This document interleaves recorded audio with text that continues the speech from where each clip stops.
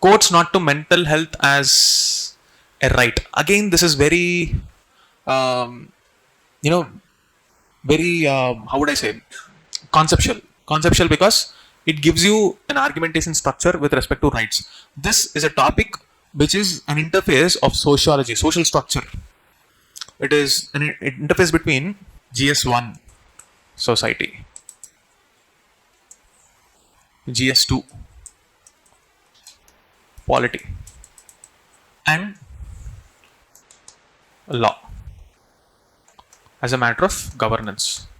So we are basically talking about a sweet spot here. This part. Let me talk about this Supreme Court judgment, especially in the context of health. See, what is the case name? Sukdeb Saha versus State of Andhra Pradesh.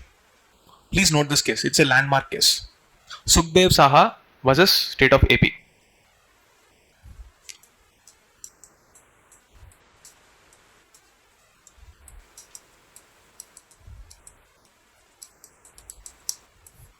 This case is extremely important going forward with respect to mental health. You can quote the guidelines that the government released in education.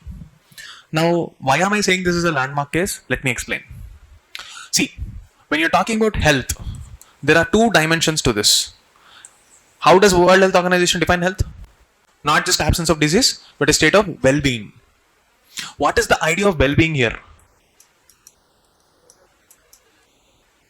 Physical and mental.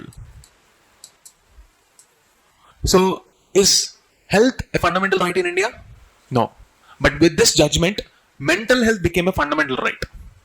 I've been telling about the same point again and again, right? When you can make mental health a fundamental right, why leave out the physical health? Because every sick person physically can now approach the court and demand a reimbursement. Insurance companies will fail. State exchequers will be exhausted. In a country where lifestyle diseases, India is almost called infamously as the diabetic capital of the world among the pharma circles. For the pharma folks and the doctors, it's a huge market. And who will bear that market cost if health becomes a fundamental right? Government. Do you think the government is in that such situation? No. Okay. Anyway, coming back to the issue. With this, why do you think the the court declared that mental health should be a fundamental right? There are two aspects to this. Whenever you say, I have a mental health problem, what do you think of that person? The usual image is mentally, unsound, or in a very derogatory way, if I have to say, you will treat that person as mentally retarded. That's not the only mental illness that we have to talk about. Sometimes there are a lot of other issues where our society is just not receptive to the idea of mental health. However, the trend is slowly changing, especially among the Gen Z. It's a different issue completely. There are two spectrums to that also. Any person who is sad is diagnosing themselves as clinically depressed. Any person who is unable to study is diagnosing themselves. There are a lot of confusions about what mental health is about. Being sad is not depressed. Then is a clinical diagnosis. If you are unable to study, it is very much possible that you are lazy. Don't attribute it to your mental health. So, what I am trying to say is the whole concept of mental health is existing in Indian society like a dichotomy. Either it is stigmatized completely or it is overused.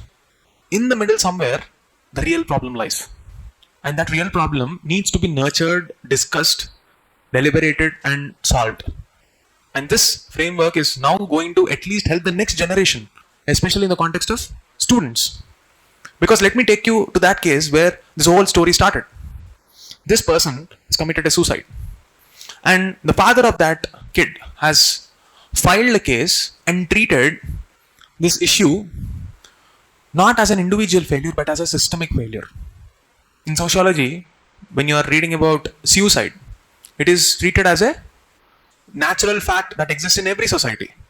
And there are various sociologists trying to reduce the suicides to mere numbers. But in this takeaway, like from this fact itself, you will see a theory in victimology, which is a branch of law. Victimology is the study of how a victim's mindset shapes the law. See, there are various stakeholders: criminals, victims. Criminology and victimology both are two different independent branches of law. And the deep study is anyway connected to the society.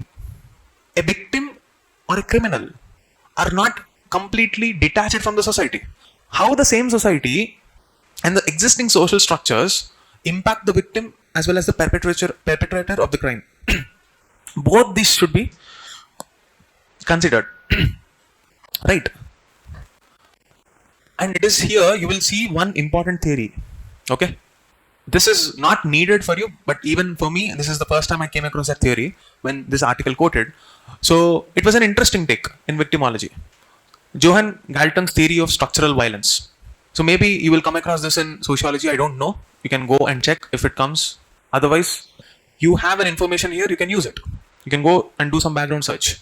So this theory says that societal structures causing systemic harm to individuals by depriving them of basic needs are equally blameworthy as direct violence.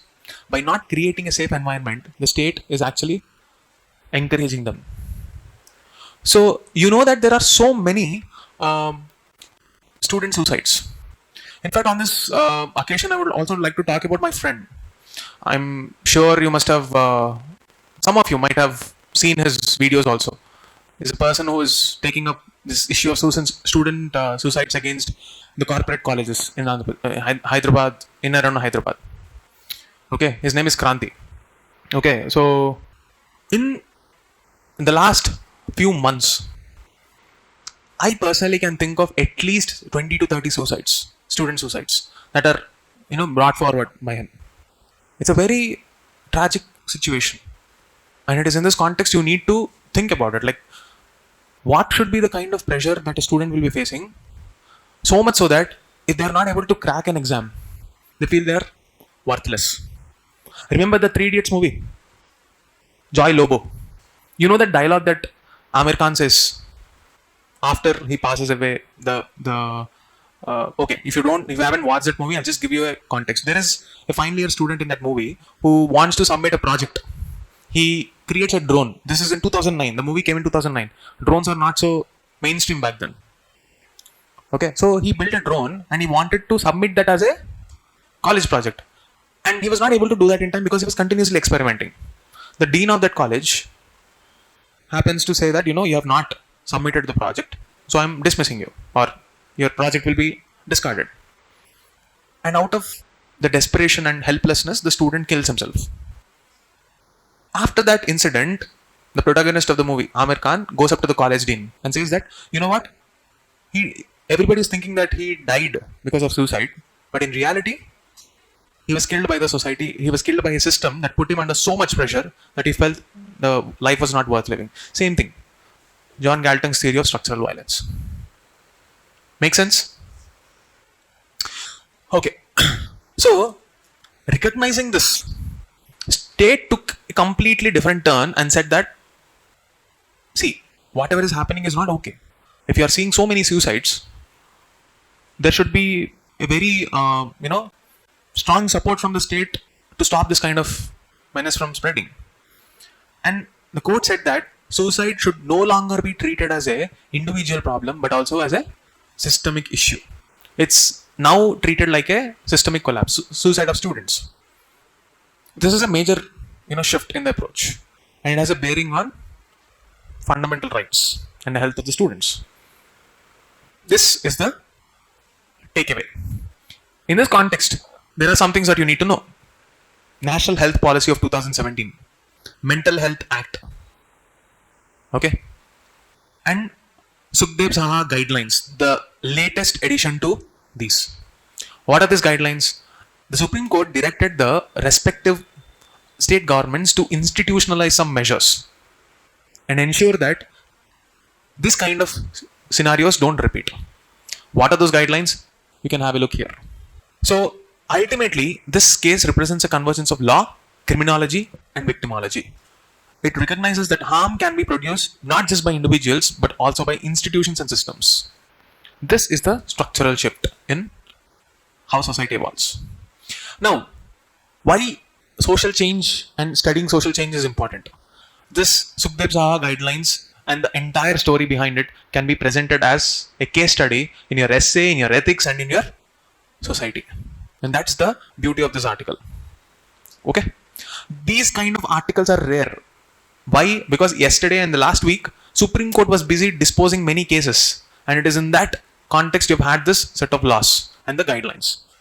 And maybe or maybe not, they will fade away from public imagination in a short period of time. 3 or 4 years later, or 5 years later, another incident pops up, and the article writers will start quoting Sukdeb Saha guidelines. Supreme Court said so and so. I wish such kind of situations don't happen. I wish that there is indeed some change in how the society responds. Okay, so that brings us to the end of today's discussion.